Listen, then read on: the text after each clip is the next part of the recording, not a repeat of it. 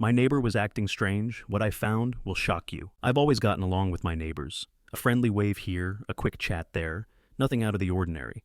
But when I moved into my current place, something about my neighbor, Greg, started to seem off.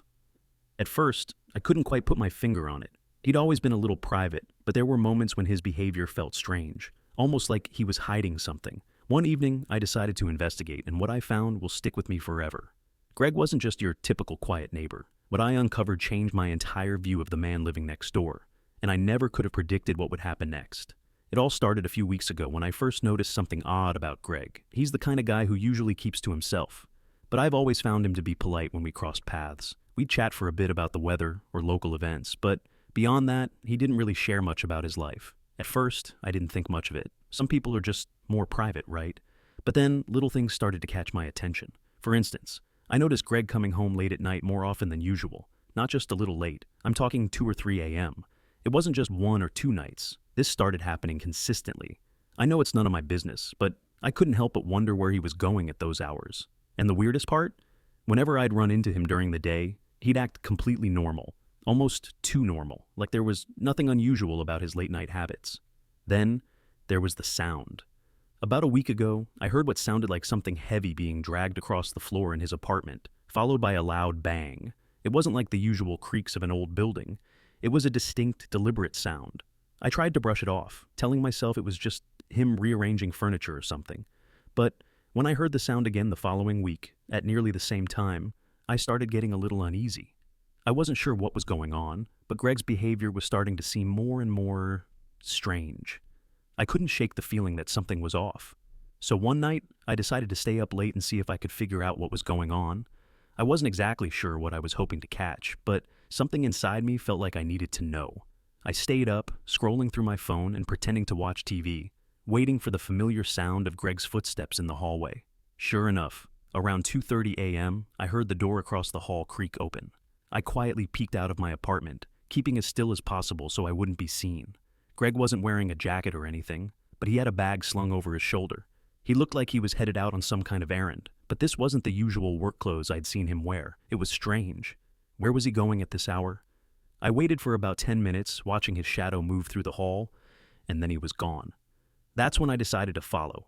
I wasn't sure why. Maybe I was just trying to make sense of what felt like a growing mystery.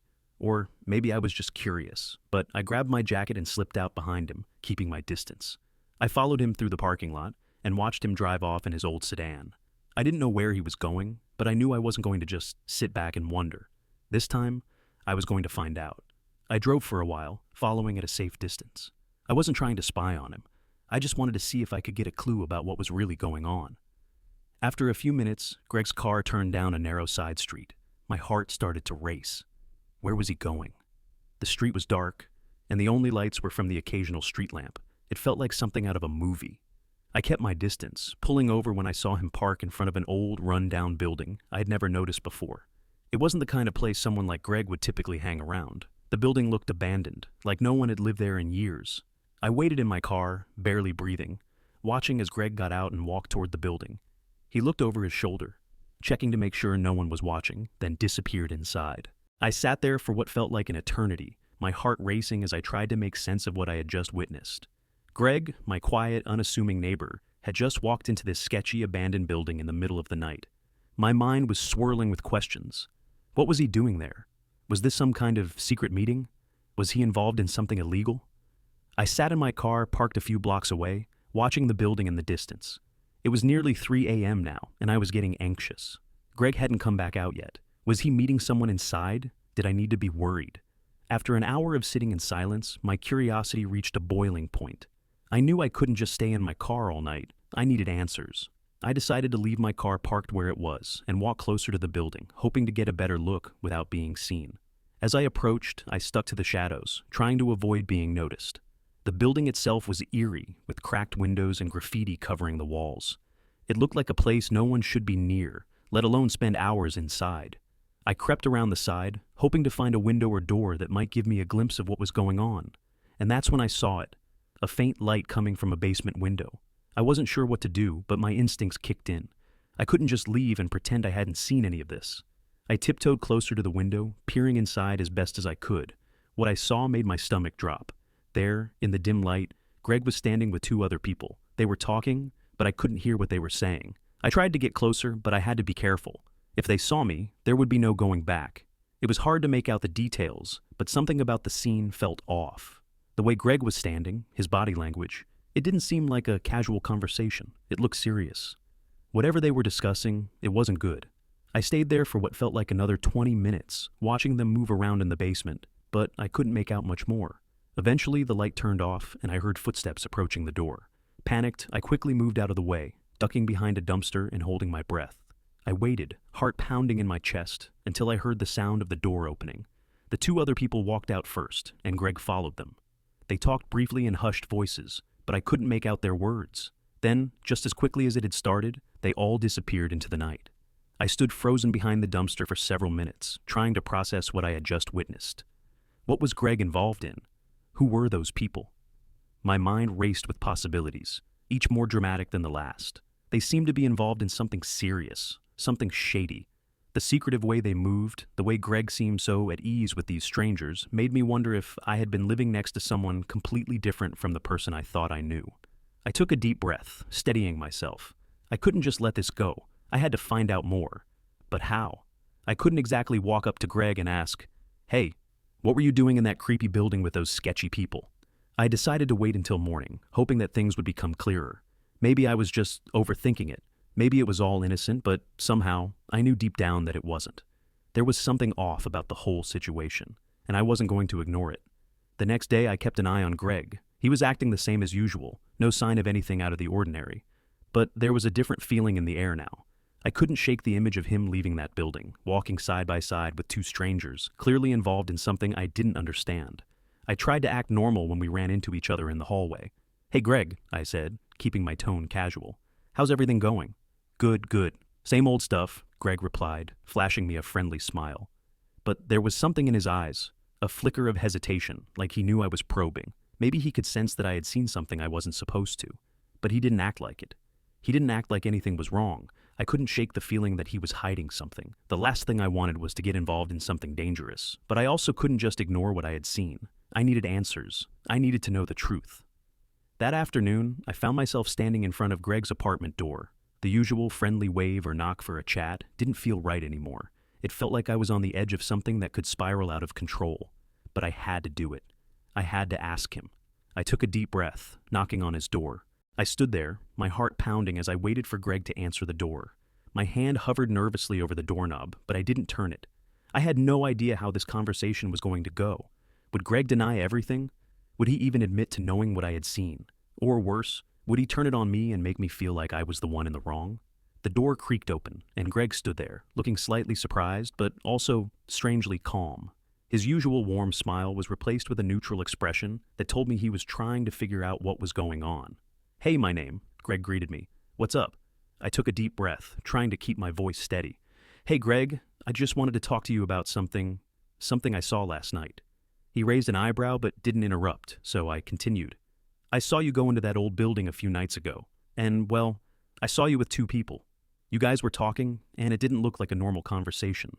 I'm just trying to understand what's going on," I finished, immediately regretting not preparing for this moment better. Greg's expression didn't change at first. He just stared at me, like he was evaluating whether to laugh it off or get defensive. The silence between us stretched for what felt like an eternity. Finally, he sighed and stepped back, opening the door a bit wider. "Come in," he said, his tone softer now, though there was still an edge to it.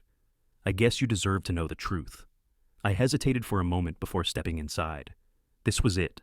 Whatever was happening, I was about to hear all of it.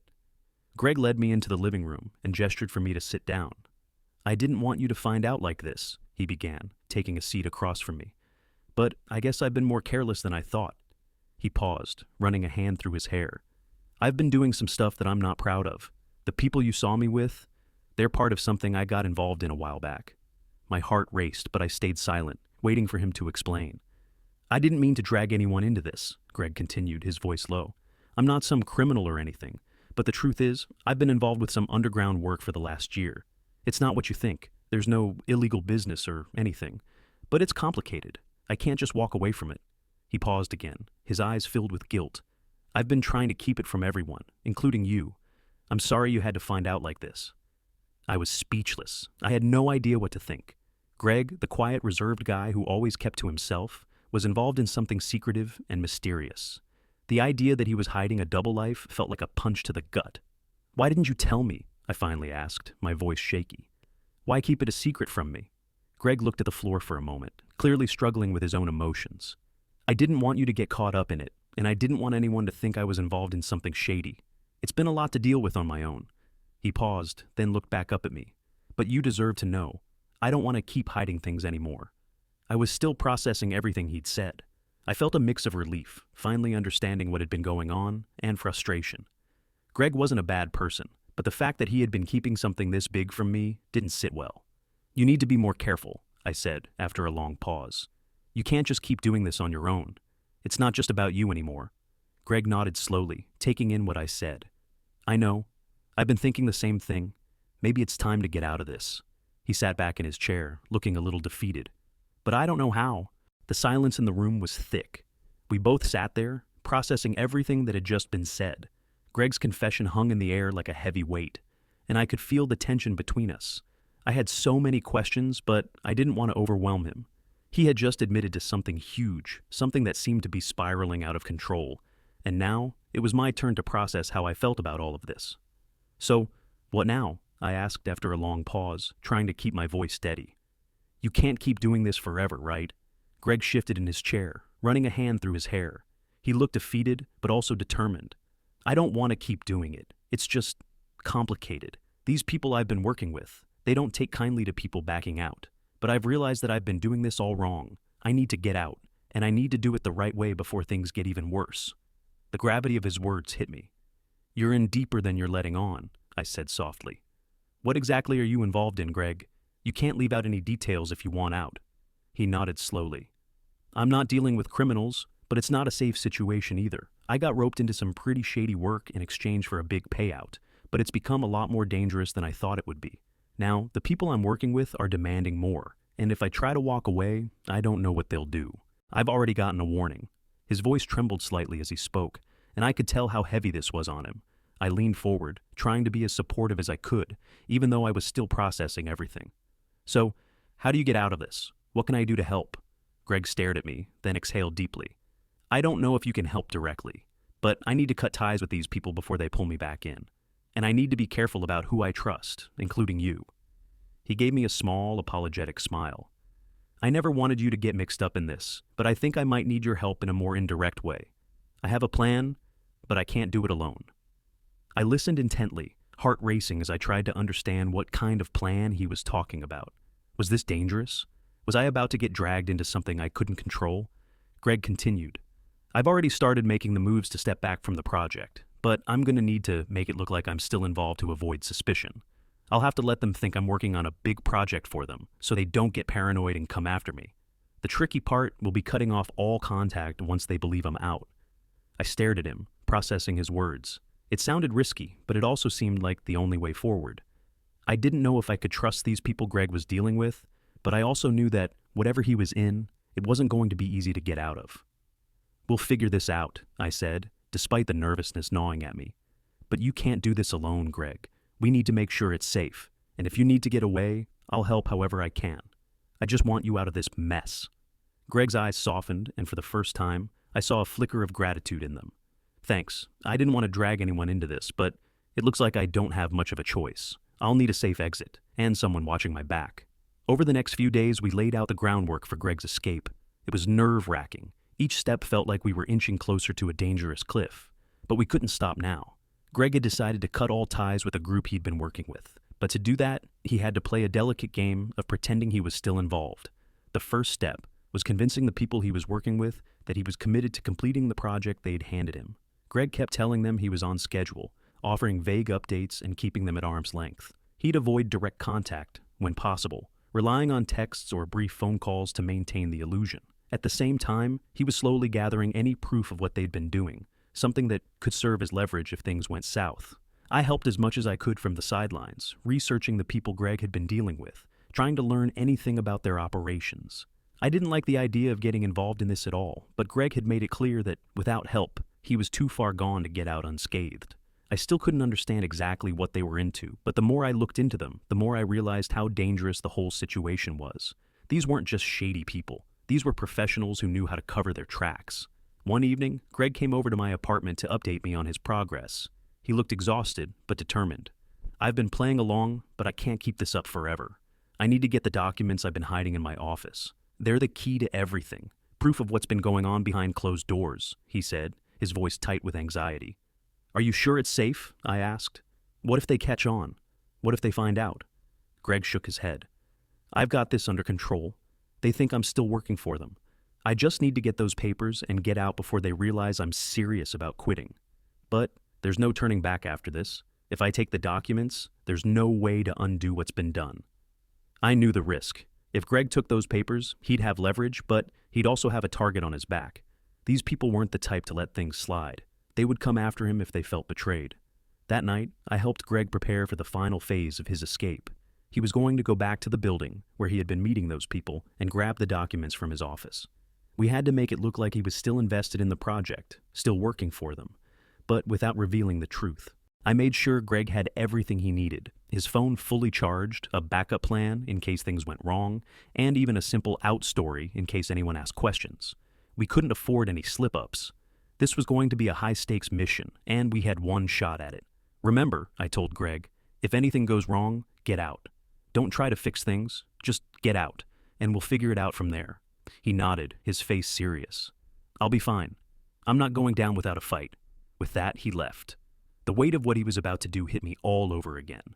But there was nothing more I could do now but wait. I hoped Greg's plan would work, but deep down, I knew we were walking a fine line. One wrong move, and everything could fall apart. The hours passed slowly. I paced around my apartment, checking my phone every few minutes, heart racing each time it vibrated. Greg had promised to keep me updated, but I hadn't heard from him since he left.